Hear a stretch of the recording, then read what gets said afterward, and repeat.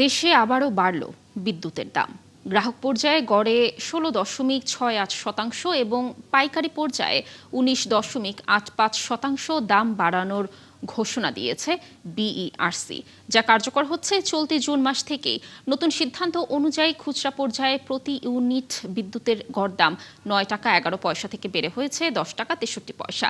একই সঙ্গে প্রায় 24% বাড়ানো হয়েছে সঞ্চালন চার্জ।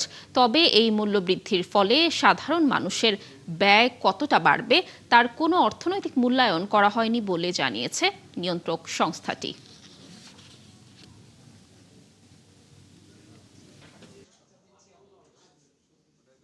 বিদ্যুতের বিদ্যমান পাইকারি মূল্যহার ওয়েটেড এভারেজ 60 টাকা কিলোওয়াট ঘন্টা থেকে 1.39 টাকা কিলোওয়াট ঘন্টা বৃদ্ধি করে 8.39 টাকা কিলোওয়াট ঘন্টা পুনর্নির্ধারণ করার আদেশ প্রদান করা হয়েছে।